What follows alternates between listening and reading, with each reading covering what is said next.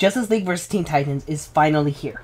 It's an interesting film because it serves as a sequel to both the recent Batman films, including Son of Bat, Batman vs. Robin, and Batman Bad Blood, as well as the two most recent Justice League films, Justice League War and Justice League Throne of Atlantis. The film was heavily anticipated, seeing as how it not only connected all of the films that are set in the New 52 universe, but it also introduced the Teen Titans to this new universe. There will be a few minor spoilers in this review, but nothing really that would damage your enjoyment of the film. Of course, if you wish to first watch the film yourself, you're free to do that, then come back here and see what I have to say. So, does the film live up to the expectations set forth by fans? Does it provide an interesting and enjoyable portrayal of the Teen Titans? And most importantly, how well does it do in showing off both the Justice League and the Teen Titans? Let's go ahead and find out. The new characters introduced in the Justice League vs. Teen Titans are, of course, the Teen Titans. This version of the Teen Titans is comprised of Starfire, Beast Boy, Blue Beetle, and Raven. Starfire is the eldest and the leader of this Titans. It's implied she has some sort of history with Nightwing, but the extent of that history is never really explained. She also has some connections to the Justice League, but that isn't explained or explored either. Beast Boy is the same enjoyable comedy character, just as he was in the original Teen Titans and in Young Justice. How he got his powers is never explained, but it is sort of implied that it's some sort of mutation. Blue Beetle is very confident, and he's one of the strongest members of the team. He's shown to not be in complete control of his scarab, but he can work rather well with it when needed. Finally, we have Raven. A lot of this film focuses on Raven, so she gets the most development out of any of the other Titans. She's also the only one that we get a full backstory for and a complete explanation on. At times, this version of Raven can seem a bit more unemotional and distant than the normal version we're used to, but this is a younger version of Raven, so it's pretty justified. The Teen Titans all work very well together, and the four of them have a great family dynamic. I would have loved to see more of them together before Damian showed up, because once he arrives, it's clear that things change around Titan's Tower. As for returning characters, we have the Justice League, except for Shazam, Green Lantern, and Aquaman, who aren't even given a reason for not showing up in this film. Damian and Nightwing also return. Of the returning characters, the only one that actually have a role in this film are Cyborg and Damian. The other members of the Justice League show up at the beginning and at the end. Nightwing only shows up to drop off Damian with the other Titans, and during a Skype call with Starfire where he inadvertently inspires Starfire to take the Titans out for some fun. Cyborg though really gets to shine in this film.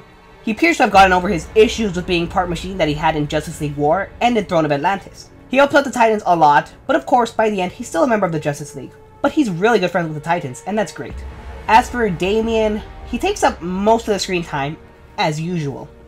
He's still just as irritating, just as pretentious, just as annoying, just as arrogant, and overall unlikable as he's always been, even though he's gone through 3 films worth of character development at this point. I'm gonna save the rest of Damian for when I discuss the issues in this film, because most of the issues are Damian. Before then though, let's go ahead and see what the film does well. As I mentioned earlier, all the Titans work very well together. Some of them are a bit younger than usual, but it works for their benefit.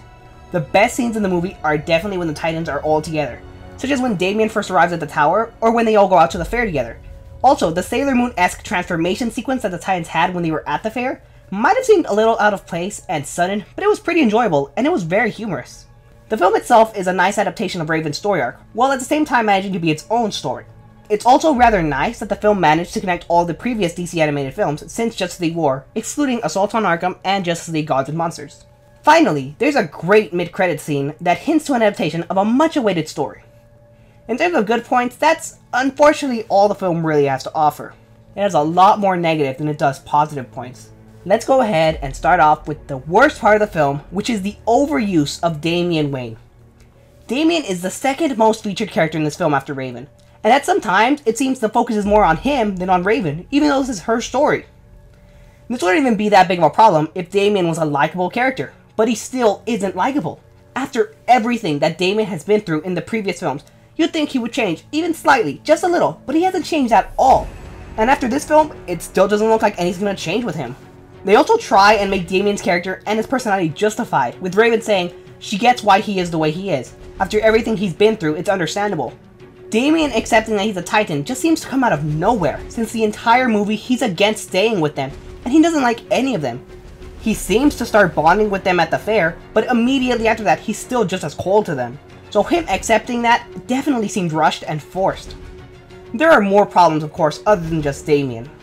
None of the Titans are really that explored except for Raven. Nightwing is so underutilized.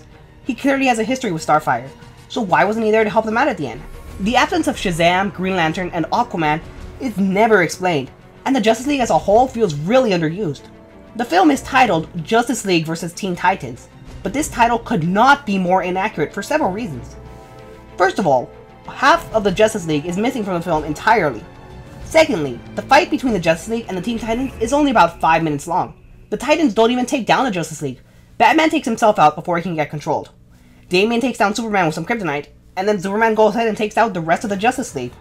One last thing worth noting is that Tim Drake, or Red Robin, is once again not in this film, and he's not mentioned, leaving it still very unclear if he even exists. Tim has a far better history with the Titans than Damian does, yet it's Damian who's working with the Titans here. So many great characters have been introduced, and even not that well-known characters like Batwoman and Batwing have shown up in this universe. So why is Tim Drake still nowhere to be seen? This would have been a great opportunity to introduce him, and it's just wasted. Hopefully they introduce Tim soon, because his rivalry with Damian is one of the few good points for Damian's character, and it would really help him grow. Overall, Justice League vs. Teen Titans is meh. The Titans themselves are great characters, and their interactions are really good, but because the focus is so much on Damian, once again, it's not as good as it could have been. Damian is still as unlikable as he's ever been in all the previous films, and at this point, I've given up hope on his character for these films, which is a shame since DC keeps putting him in front of everything. The film does not live up to its title, but it's a nice enough take on a well-loved story.